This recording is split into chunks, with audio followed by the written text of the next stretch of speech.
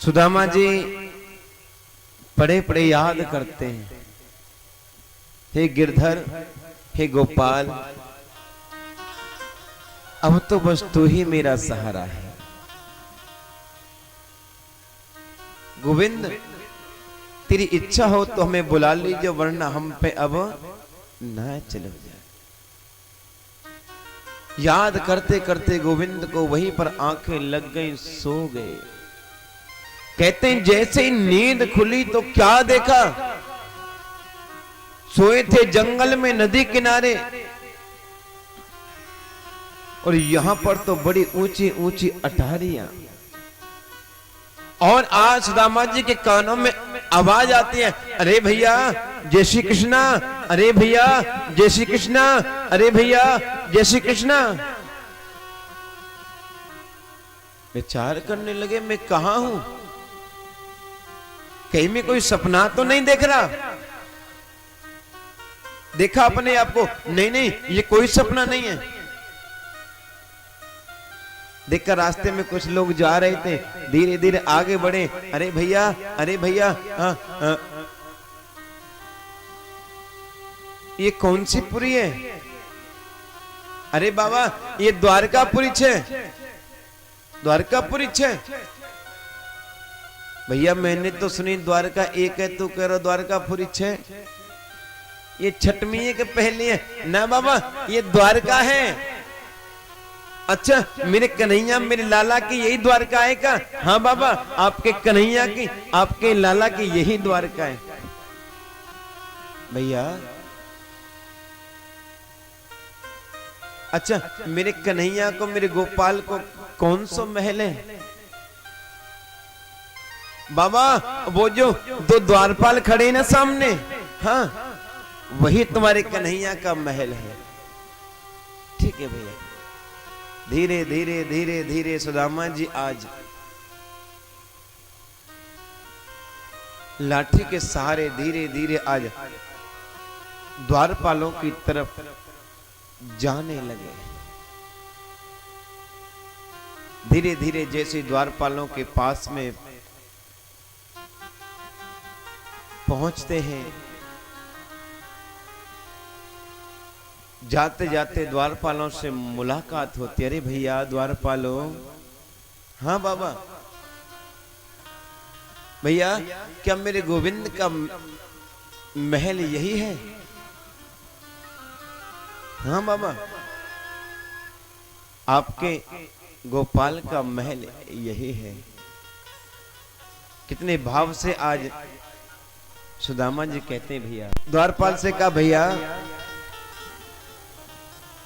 अरे मेरो बचपन को मित्र सखा है कन्हैया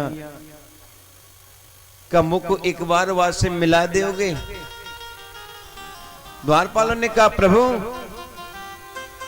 हमारे गोपाल से कभी भी कोई आकर के मिल सकता है, कोई रोक टोक नहीं है, परंतु क्या है ना इस समय हमारे प्रभु का विश्राम का समय हो गया है, आप थोड़ी देर रुको, हम देख के आते हैं।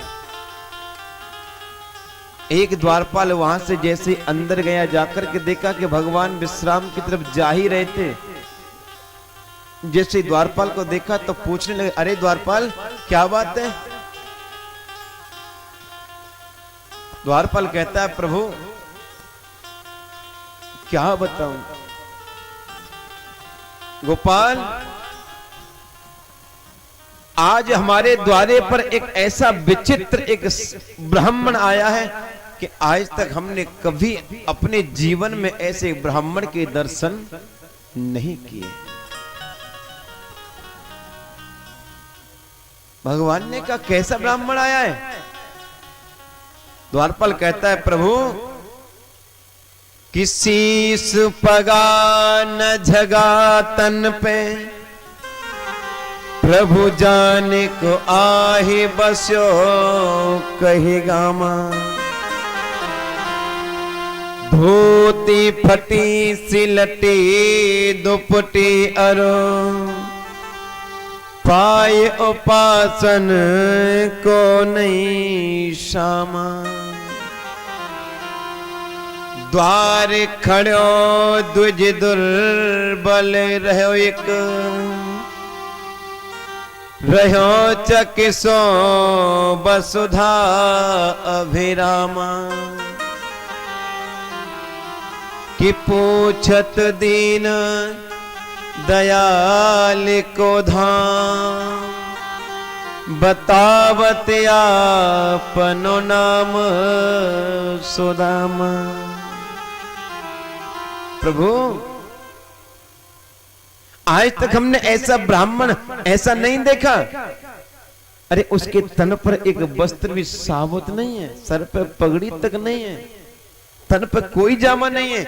और तो और प्रभु इतना विचित्र है कि आप एक नजर में उसके शरीर की हड्डियों को गिन सकते हो, गिन कर सकते हो, ये भी बता सकते हो कि कौन सी हड्डी टूटी हुई है, कौन सी साबुत है। बार बार आता है, आकर के बार बार महल की तरफ देखता है। हमने पूछा क्या बात है, तो बोले मेरा बचपन का मित्र है। प्रभु आपको मित्र सखा बताया है और अपना नाम सुदामा बताता है। कहते जैसे मेरे गोविंद ने नाम सुना सुदामा, दौड़ पड़े, अरे सुदामा, अरे सुदामा, अरे मित्र, अरे सुदामा रुक, मैं आयो, अरे सुदामा। जैसे दौड़ने लगे, दुपट्टा कहीं गिरता है, भगवान का कुंडल कहीं गिरता है। थोड़ी देर हो गई भगवान को आने में, द्वारपाल को बताते बताते देर हो गई। सुदामा जी ने विचार किया, अरे भूल गो होगो, मन में आया। लौट के जैसे जाने लगे, पीछे से आवाज आती है, अरे सुदामा, अरे सुदामा मित्र, अरे भैया कहाँ है तू, कहाँ है। जैसे दौड़े पे गए, सुदामा जी ने जैसे आवाज सुनी, पीछे मुड़ के देखा, गोविंद दौड़ते जा रहे हैं। इधर से सुदामा जी दौड़े और दौड़ते दौड़ते दोनों ने एक दूसरे को अंक से लगा लिया। बोलिए भक्त भगवान की जय हो। आज मेरे गोपाल ने सुदामा जी को अपने हृदय से लगाया। सुदामा जी को लेकर के आज सीधे महल में आए और स्वर्ण में सिंहासन के ऊपर सुदामा जी को बिठा दिया।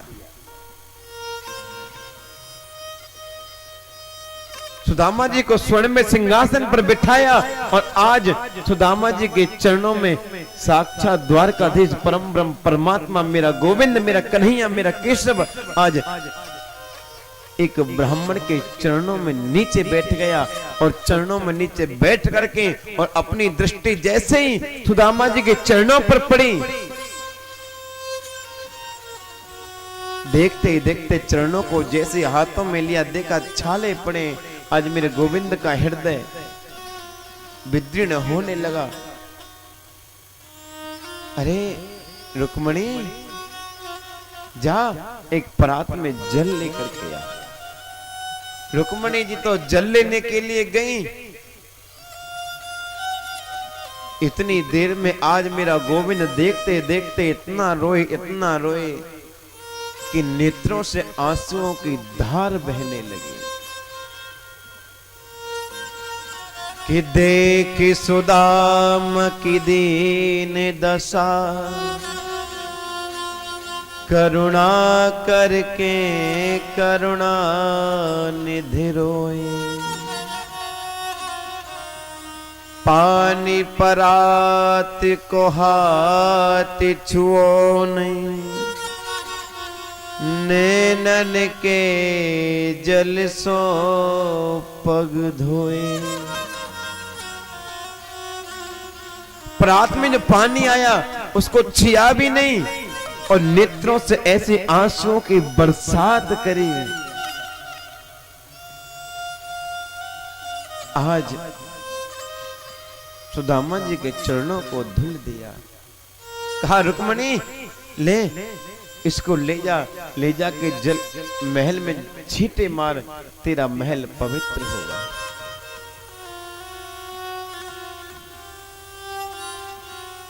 सभी रानियां एक तक दृष्टि से निहारने लगी, देखने लगी।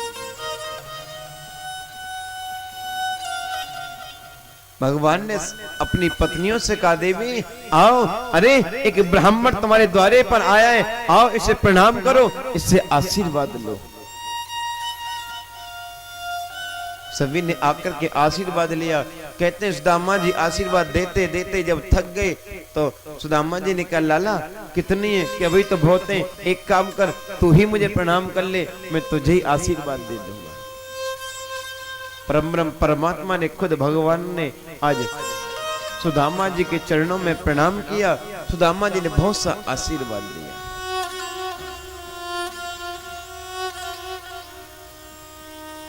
भोजन प्रसादी हुई, वार्ता हुई।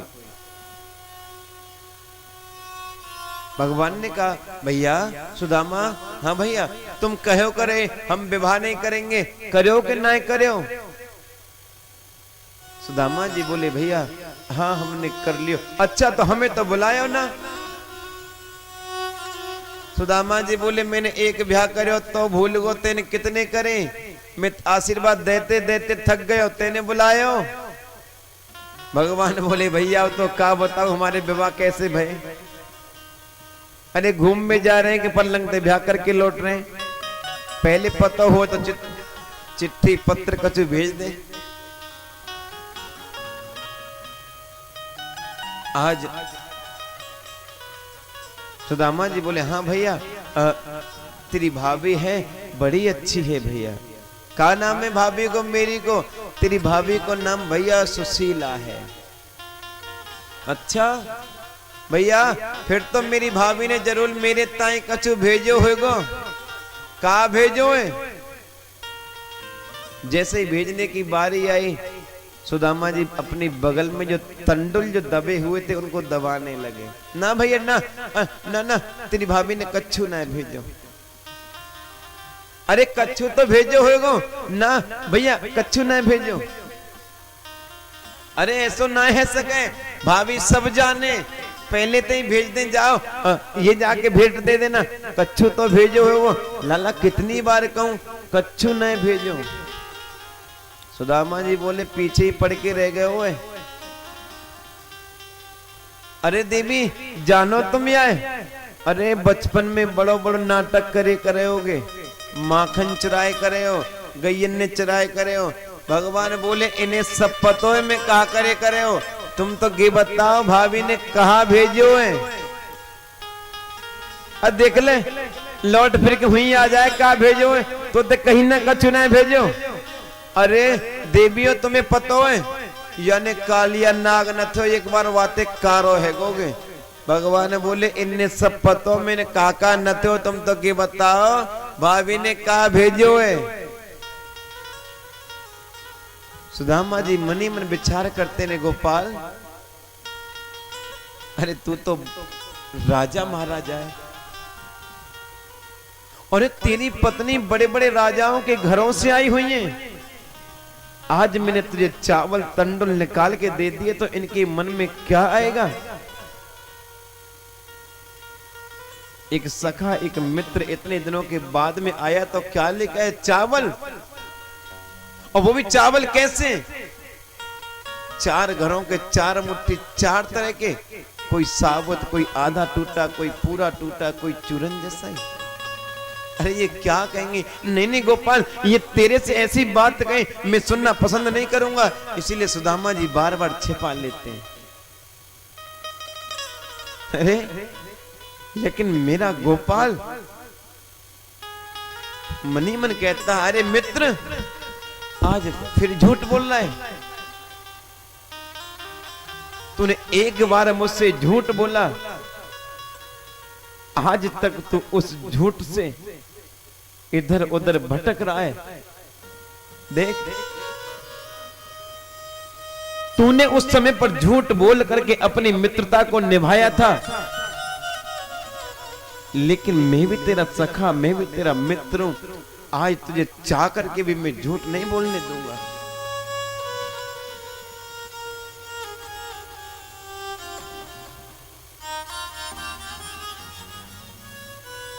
भगवान ने जैसे विचार किया बार बार बगल दबाते, क्या बात है? भगवान ने एक बार कछु वार्ता में लगाए और जैसे बगल में हाथ दिया भट्ट पोटरी खींच ली, खींच करके पोटरी को खोलने लगे। खोल के जैसे ही पोटरी को देखा तो क्या देखा, उसमें कई प्रकार के चावल थे। मैया बार बार इशारों आ रहे हो कि व्यास जी ने के भेज दो। आज तो कोई कथा सुनना होगा तो एक ही बात कह रहे होगा लाइव कि आज तो व्यास जी पूरी बिलवाए पे लग रहे हैं बस, और कोई काम ही ना है। ठीक है भैया, जरूर बिलवाएंगे। जाओ मैया, पीछे से चुप निकल जाओ, आराम से पूरी बिलवाती रहो। आज जैसे मेरे गोपाल ने चावलों की पोटली हाथ में ले चावलों को देखा तो अपनी भाभी सुशीला के भावों को प्रकट कर गए, पहचान गए और मनी मन विचार करते हैं भाभी कि एक मास दो पाख में और दो एकादशी हो, जा भाभी तेरे गृह और नित्य द्वादशी हो। एक मुट्ठी चावल लिया, मुंह में डाला और बोल दिया अनेन। एक मुट्ठी चावल में आज मेरे गोपाल ने स्वर्ग लोक की संपत्ति अपने सुदामा के नाम कर दी। दूसरी मुट्ठी चावल के लिया, मुंह में डाला, इस पृथ्वी का एक छत्र साम्राज्य सुदामा के नाम कर दिया।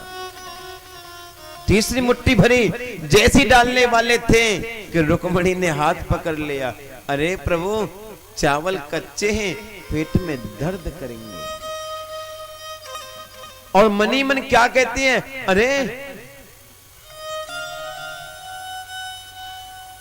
आज बड़ा ब्राह्मण पर बरस रहे हो, भूल गए वो भी एक ब्राह्मण था जिसने तुम्हारी छाती में लात मारी थी। भगवान ने मनी मन सारा किया, अरे तू भूल गई वो भी एक ब्राह्मण था जो तेरा पत्र लेकर के आया था। भगवान कहते ही रे सुशीला, एक बार देख तो ले इस ब्राह्मण की तरफ, तू जानती है ये कौन है? अरे ये ब्राह्मण अगर नहीं होता ना तो यहाँ की पटरानी नहीं बन पाती। अरे ये मेरे बचपन का मित्र, मेरा सखा है। मैं सारी दुनिया को भूल सकता हूं लेकिन अपने इस मित्र की मित्रता को नहीं भूल सकता। पता है सुदामा जी इधर उधर क्यों भटक रहे थे? सुदामा जी इधर उधर क्यों भटकते थे? एक एक दाने के लिए खेतों में से बीन बीन के लाते थे। क्यों?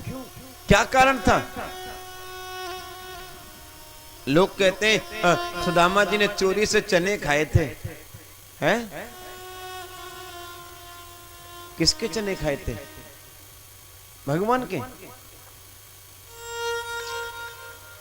अरे परीक्षित जी, भगवान के चने चोरी से नहीं खाए सुदामा जी ने।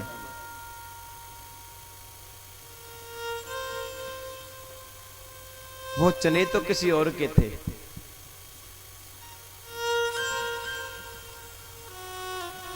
गर्ग संहिता में आया है, अविंतिकापुरी में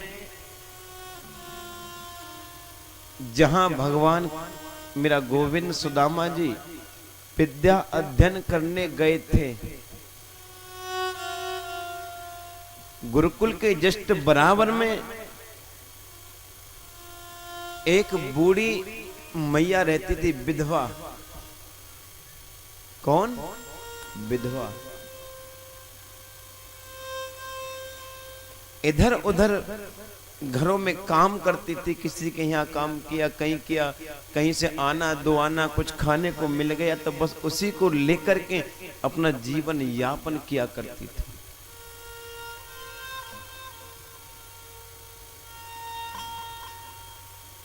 कहते हैं कि एक बार काम धंधा कहीं नहीं मिला मैया को, तो जंगल में लकड़ी काट करके लकड़ी बेचने के लिए गई, उससे कुछ पैसा मिला। तबीयत कुछ ठीक नहीं थी, विचार करने लगी क्या करूं, तबीयत ठीक नहीं है। तो उस मैया ने 2 पैसे के कुछ चने खरीद लिए और उन चनों को मैया लेकर के और अपनी कुटिया में आई कि आते ही बीमार हो गई। उन चनों को पोटली में बांध करके और अपनी कुटिया में ऊपर टांग दिया। इतनी बीमार हुई बहुत ज्यादा।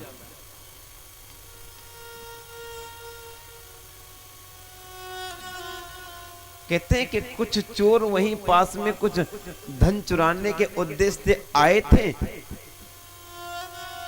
लेकिन वहां घर में जब कोई जाग गया तो डर के मारे भागने लगे, तो मैया की कुटिया के अंदर से भागने लगे।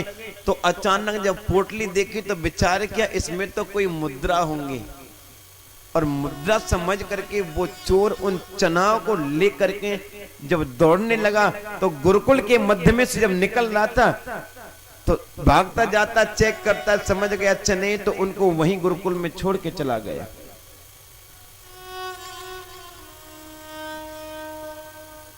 गुरु माता सुबह सुबह सफाई कर रही, झाड़ू लगा रही थी। गुरु माता को वही चने आश्रम में जो पड़े थे वो मिल गए। गुरु माता ने चने लिए, इकट्ठे किए और रख दिए।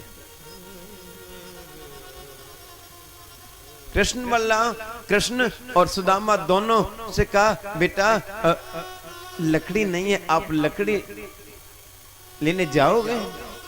हाँ गुम्बा अवश्य जाएंगे। जाने लगे तो वही चने निकाल करके गुरु माता ने सुदामा जी को दे दिए। बेटा सुदामा ने भूख लगे तो इन चनों को खा लेना।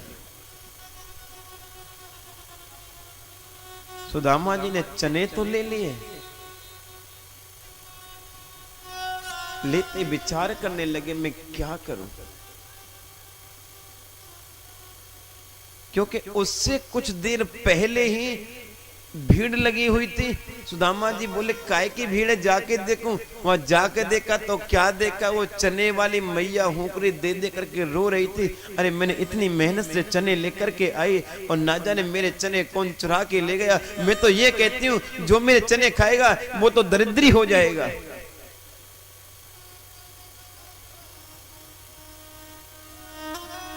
ये बात सुदामा ने सुनी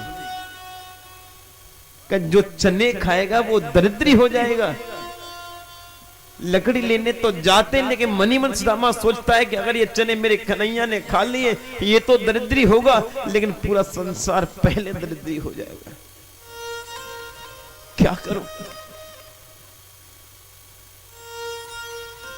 लेकिन गुरु माता ने कहा कि दोनों भाई खाना,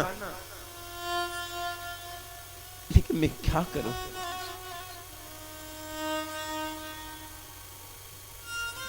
हल्की हल्की हवा चल रही थी बर्फीली। भैया कन्हैया देख आज हमारे बस की ना है पेड़ पर चढ़ना, तो पेड़ पर चढ़ जा, हम नीचे खट्टी करते रहेंगे। हाँ भैया सुदामा कोई बात ना है। मेरा गोविंद लकड़ी तोड़ने ऊपर चढ़ गया। सुदामा जी ने विचार किया अब मौका है। चनों को निकाल करके खाने लगे। भैया काय की आवाज आ रही है? ना है भैया ठंड लग रही है, दांत बज रहे हैं। जल्दी जल्दी जल्दी जल्दी उन चनाओं को खा गए।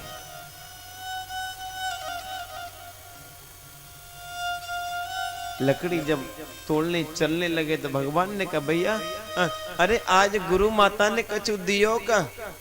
ना भैया आज कछु ना दियो। अरे कछु तो दियो होगो ना, आज कछु ना दियो। अरे वो चना भैया न जाने कहां गिर पड़े, मुंह पे ना आए। मनी मन आज मेरा गोविंद कहता है अरे सुदामा ये तूने क्या किया? अरे मित्र तो वो होता है सुख में भी साथ रहे, दुख में भी साथ रहे, लेकिन आज मेरे जीवन में जो दुख आने वाला था वो अकेला तूने ले लिया।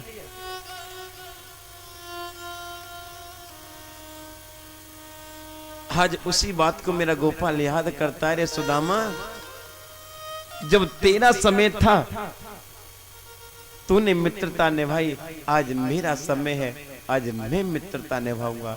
एक मुट्ठी चावल का मुंह में डाला, कह दिया कि मैं इस पृथ्वी का एक छत्र साम्राज्य का राज्य अपने सुदामा के नाम करता हूं। दूसरी मुट्ठी ले, मैं इस स्वर्ग लोक की संपत्ति अपने सुदामा के नाम करता हूं। ये होती है मित्रता।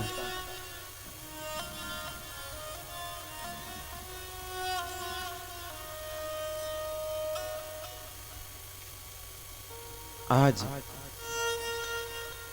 बहुत देर वार्ता हुई। सुदामा जी ने कहा भैया हम जानो चाहें।